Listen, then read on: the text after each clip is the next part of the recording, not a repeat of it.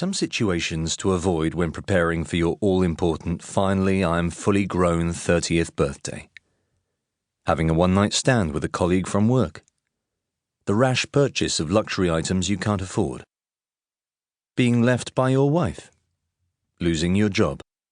Suddenly becoming a single parent. If you're coming up to 30, whatever you do, don't do any of that. It will fuck up your whole day.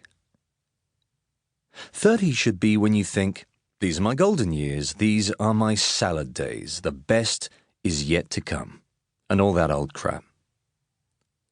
You are still young enough to stay up all night, but you're old enough to have a credit card.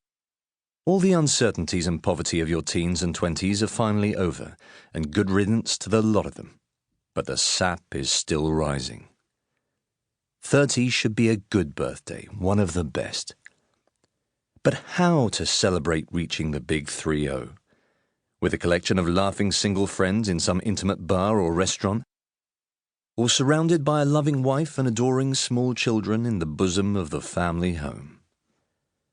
There has to be a good way of turning 30. Perhaps they are all good ways. All my images of this particular birthday seem to be derived from some glossy American sitcom. When I thought of turning 30, I thought of attractive 30-nothing marrieds snogging like teens in heat, while in the background a gurgling baby crawls across some polished parquet floor, or I saw a circle of good-looking, wisecracking friends drinking latte and showing off their impressive knitwear while wryly bemoaning the dating game. That was my problem. When I thought of turning 30, I thought of somebody else's life. That's what 30 should be. Grown up without being disappointed. Settled without being complacent. Worldly wise, but not so worldly wise that you feel like chucking yourself under a train. The time of your life. By 30, you have finally realized that you're not going to live forever, of course. But surely that should only make the laughing, latte-drinking present taste even sweeter. You shouldn't let your inevitable death put a damper on things. Don't let the long, slow slide to the grave get in the way of a good time. Whether you're enjoying the last few years of unmarried freedom or have recently moved on to a more adult, more committed way of life with someone you love, it's difficult to imagine a truly awful way of turning 30. But I managed to find one, somehow.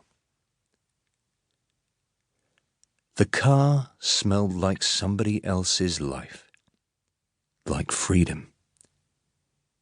It was parked right in the window of the showroom, a wedge-shaped sports car which, even with its top off, looked as sleek and compact as a muscle. Naturally, it was red. A flaming, testosterone-stuffed red. When I was a little bit younger, such blatant macho corn would have made me sneer or snigger or puke, or all of the above. Now I've found it didn't bother me at all. In fact, it seemed to be just what I was looking for at this stage of my life.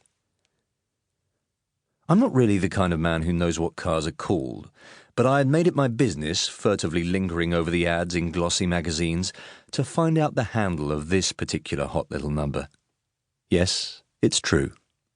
Our eyes had met before. But its name didn't really matter. I just loved the way it looked. And that smell. Above all, that smell. That anything can happen smell. What was it about that smell? Amidst the perfume of leather, rubber, and all those yards of freshly sprayed steel, you could smell a heart-breaking newness. A newness so shocking that it almost overwhelmed me. This newness intimated another world that was limitless and free, an open road leading to all the unruined days of the future. Somewhere they had never heard of traffic cones or physical decay or my 30th birthday. I knew that smell from somewhere, and I recognized the way it made me feel. Funnily enough, it reminded me of that feeling you get when you hold a newborn baby. The analogy was far from perfect. The car couldn't squint up at me with eyes that had just started to see or grasp.